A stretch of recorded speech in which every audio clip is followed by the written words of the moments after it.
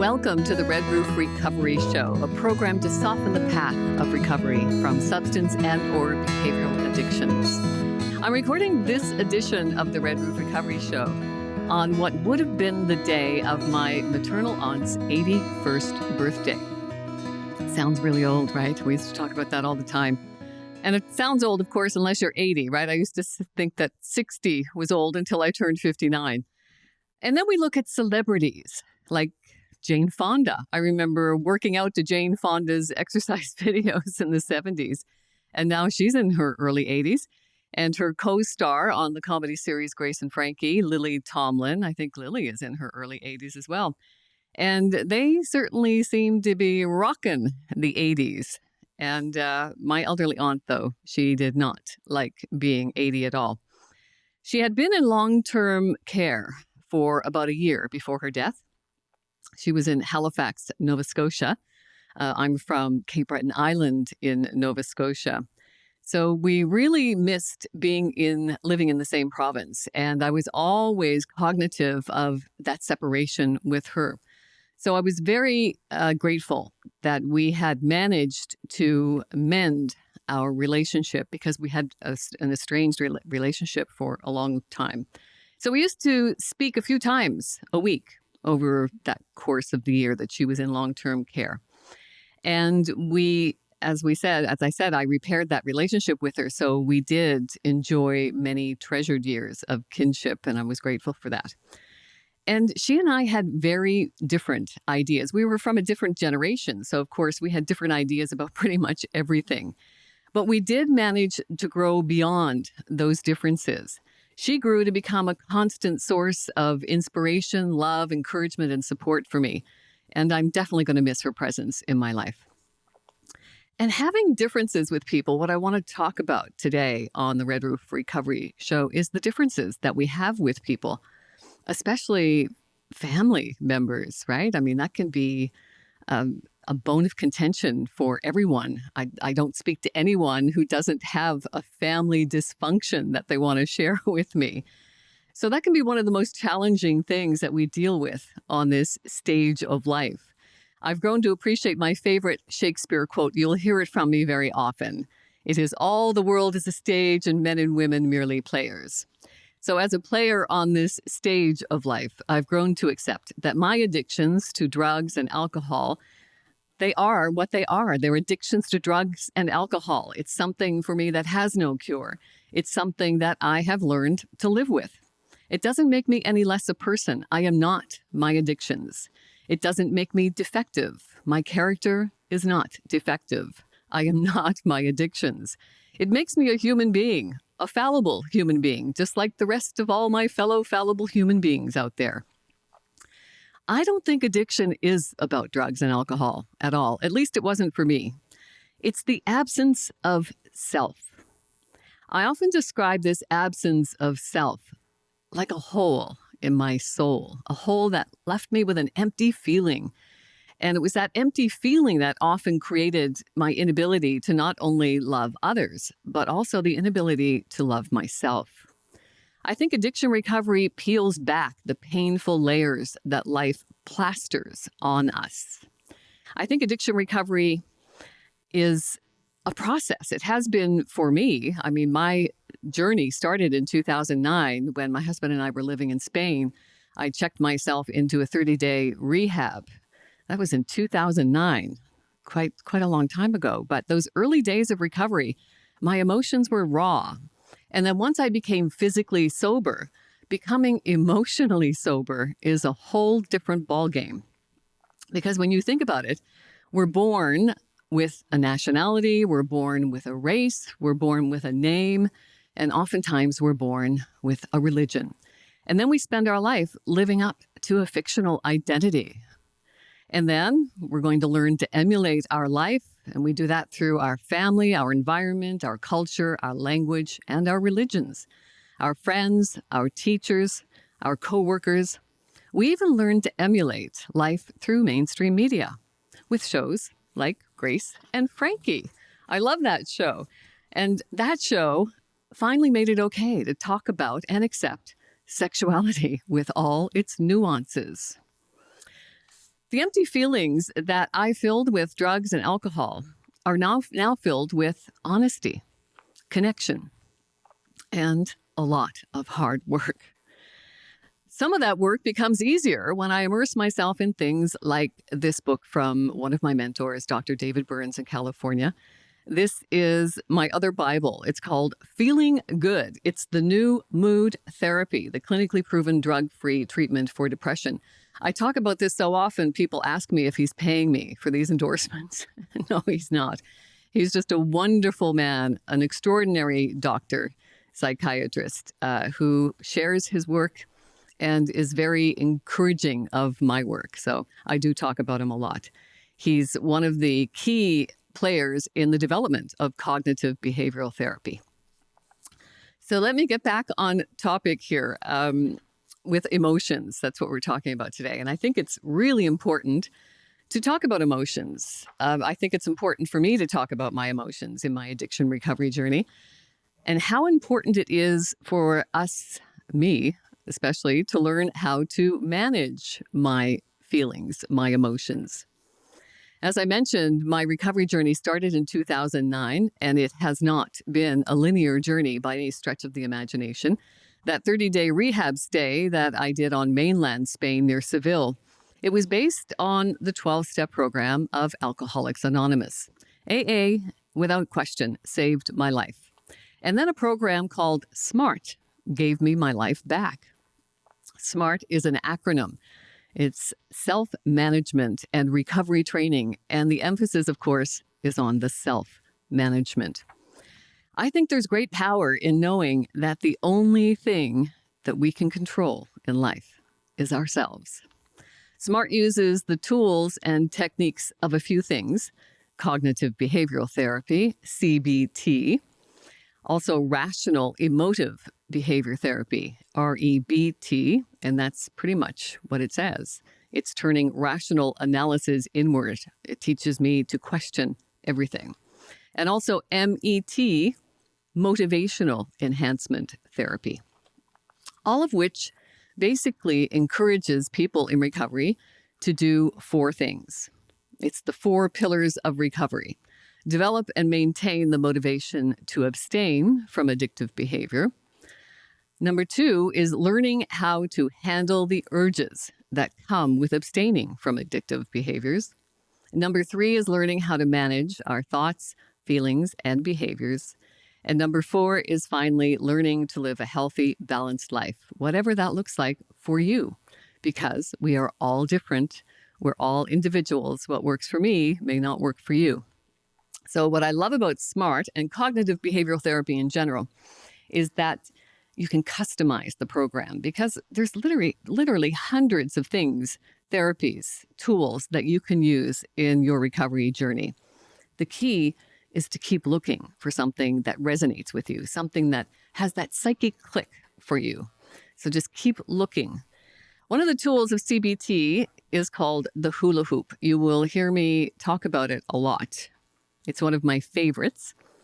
It's a metaphor for setting boundaries, something that was very difficult for me to do early on in my recovery. And I'm still challenged by it, certainly in certain circumstances, in certain relationships. But the hula hoop metaphor helps me to stay focused on what is within my control. It's a tool that helps me handle the stresses of everyday life, the stress that comes from heightened emotions, those emotions like anger and fear and loss and grief, disappointments, emotions that all of us deal with every single day. Better stress management is a proven way to deal with urges and to succeed at long-term recovery. So let's talk about how the hula hoop tool works in cognitive behavior therapy. We're going to first start by recognizing that we can spend a lot of time and energy trying to affect the outcome of things that are beyond our control, beyond our boundaries, beyond our hula hoop. You remember the hula hoop, right, from the 70s? I think it came back again in the 90s. It's that round plastic tube that we swing around our hips. Good exercise if you can keep it around your hips. So that's the metaphor that we're using, that plastic circle, that ring, that hula hoop. So think of the hula hoop as your little dome of control. That's how I look at my hula hoops. But everybody has a hula hoop, right? So we've got a heck of a lot of hula hoops in the world, and they're all crashing into each other all day long. And inside that hula hoop, all the things we can control. Things like our body, our thoughts, our opinions, never a shortage of opinions, that's for sure, our values, our dreams, our ambitions, and our actions. I often use the equation of the words, thoughts, feelings, behaviors, and then results. So it all starts with words, I think. When we use more positive words, and I was fascinated to learn that our English language dictionary actually has 3 times as many negative words to positive words. So we actually have to work 3 times as hard to even formulate more positive thoughts. So if it starts, for me, the awareness that it starts with my language, how I'm using my language and my words, then if I'm using more positive words, that's going to feed for me more positive thoughts. And those positive thoughts are going to feed more positive emotions, positive feelings, and then those positive moods are going to equate into more positive behaviors. Outside the hula hoop are the things we cannot control. Basically, everything else, everyone else. We can't control what people are thinking, what they're doing or not doing. And I was really shocked to realize how much time I was spending in other people's hula hoops. I was constantly worried about whether or not I was offending people, disappointing someone, making someone angry. Do they like me? Why don't they like me? I spent my days just crashing into the hula hoops of other people, overstepping my boundaries and worrying about things that were simply out of my control. Getting into other people's business, and I did it with my elderly aunt all the time. It was part of what created the dysfunction in our relationship. I actually went to stay with her in Halifax for a week. She was very ill for a long time, and I wanted to help her remain in her apartment for as long as possible. I set up all the services for her, things like Meals on Wheels, VON visits, cleaning visits, any social service that was available that I could arrange for her. I did it during my stay with her. Every day, though, I would say to her, "You need some exercise. Let's go for a walk." She didn't want to go for a walk. She was chronically depressed. She was steeped in grief from the loss of her mother and her sister, my mother, who had become her best friend. They even lived in the same apartment building for years. She was also really close to my father, and all of those people passed away within 2 years of each other. So there was a huge hole of emptiness in her life for her that she filled with cigarettes. She was a chain smoker. And she was also addicted to opioids. And she had become addicted to painkillers over the course of years. I think addiction is a progressive disease, and I've watched it happen with people.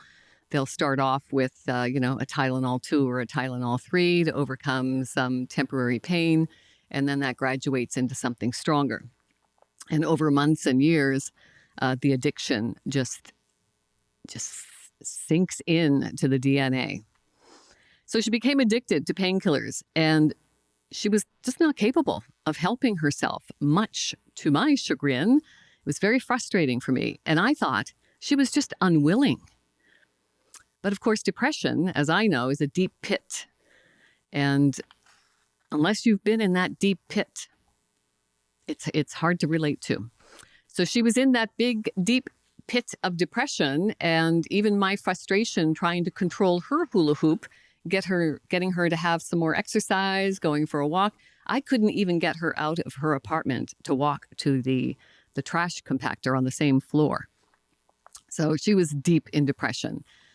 And it was early days in my own addiction recovery that I made that visit to Halifax. So I had not even developed my compassion and empathy for someone who seemingly just wanted to stay stuck in that destruction that I was witnessing with her. Years later, I even offered her an apartment to rent next door to mine. so I could be of some assistance to her. But she refused. She wanted to stay in her own surroundings with her own things and her own depression and addiction. She was hopeless. And it was not an easy thing for me to accept, hopelessness.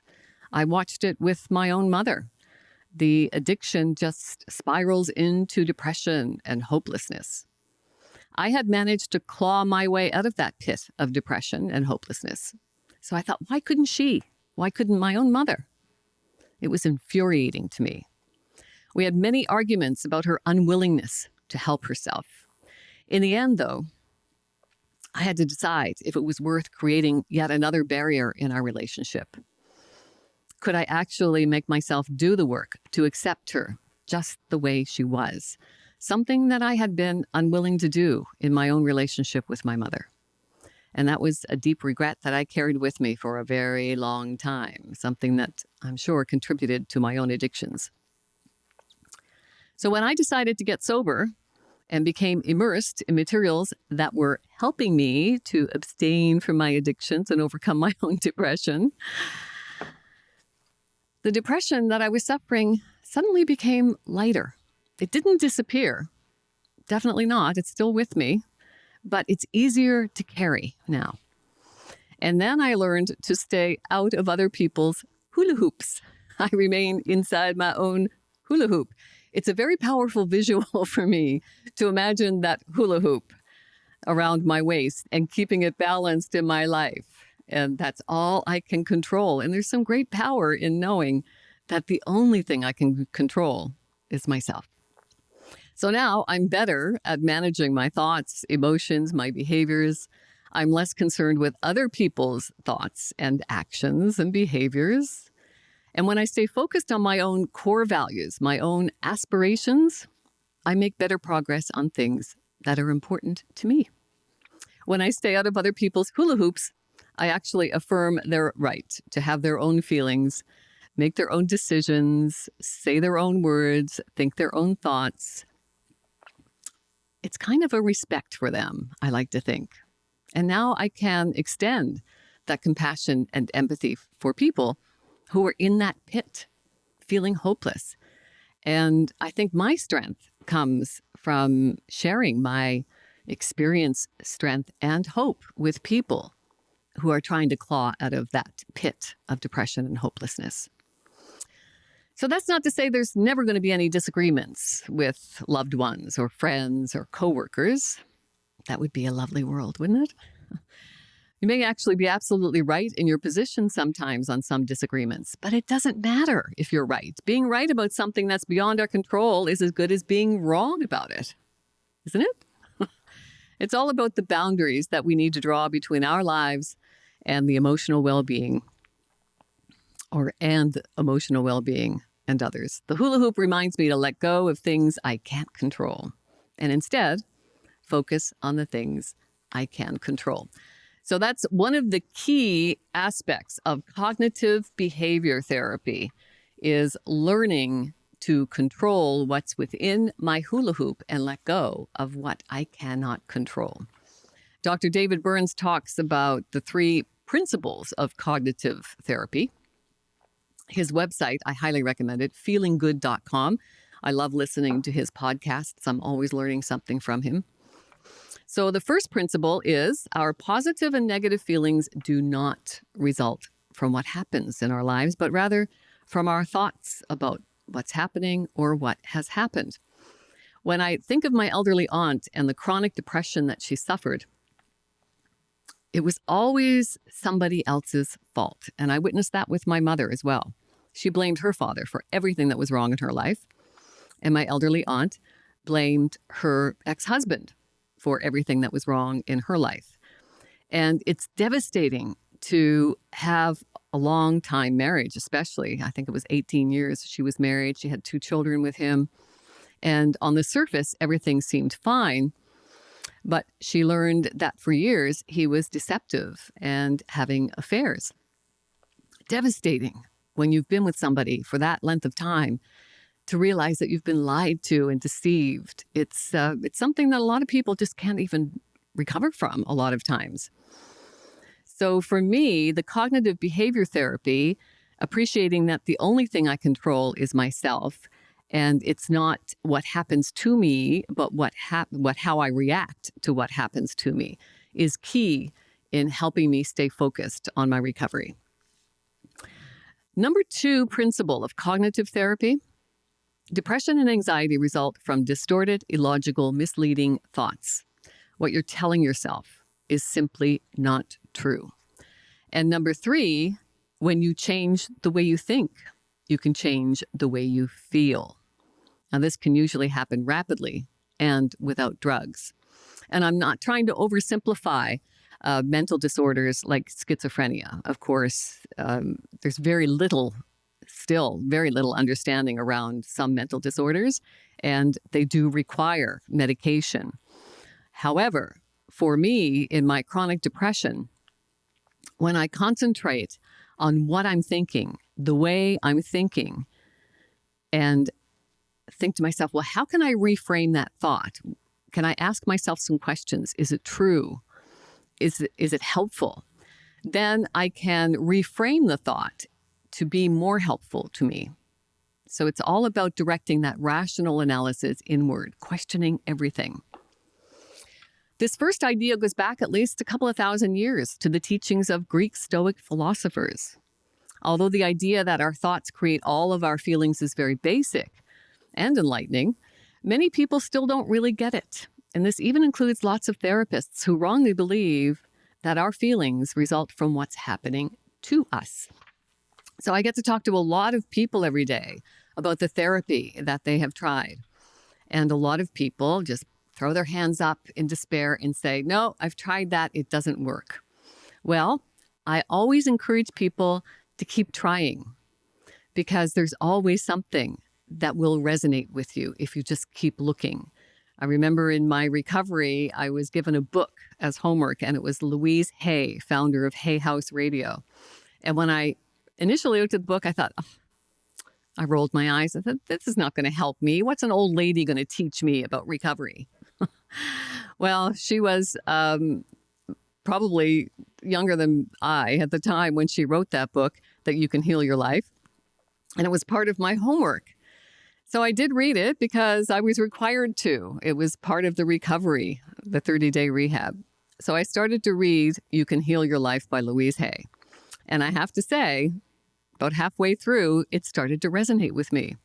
She was what I needed at the time. It was like a warm, soft hug from a mother that I had been, a mother I didn't have. I was abandoned early childhood by my own mother. So Louise Hay resonated with me, not right away, but because I stuck with it, she clicked with me psychologically. There was something about her when she said, you're worth it. You are worth loving yourself. It's one of the hardest things I had to do in my recovery in my life, is learning how to love myself. So I did. I took her advice. I believed her when she said, you can do this. You're worth it. So she does something called the mirror exercise. I encourage you to check it out on YouTube, the second most watched medium in the world now. Just do a search for Louise Hay, a mirror exercise, and try it for yourself. Let me know how that works for you. A lot of people don't like it. They say, no, I can't look myself in the mirror in the eyes. Some people have said, I couldn't look myself in the eyes, but I took a picture of myself as a child and I put that on the mirror and I speak to the child. That's a great idea, trying to speak to the inner child. It's fantastic. So we're coming to the end of our time together. Thank you so much for spending your 30 minutes with me. I greatly appreciate it. Some shameless self-promotion. My second book is now available on Amazon.ca, Daily Wisdom from My Philosopher Dad. It's in honor of my father, and it's like a little journal, right? Every day has a little motivational, inspirational thing, and you can write your thoughts, your contemplations. And I wrote this book for a few reasons. I wanted it to be part of a self-help series in honor of my father because he was an extraordinary man and I wanted his legacy to be forever. So Daily Wisdom from My Philosopher Dad contains a lot of my father's wisdom, together with my own life experiences and the timeless wisdom that has been passed to me from countless mentors like David Burns. So remember to talk to yourself like you talk to your best friends. There is great power in knowing that the only thing that we can control in life is ourselves. I want to leave you with the thoughts to live fully, laugh often, love always, stay mindful. May the force be with you. And remember, you are the force. And thanks so much to Russell Allen Scott for this fantastic theme music. This is Greatest Bravery from Russell Allen Scott. Thanks, Russell.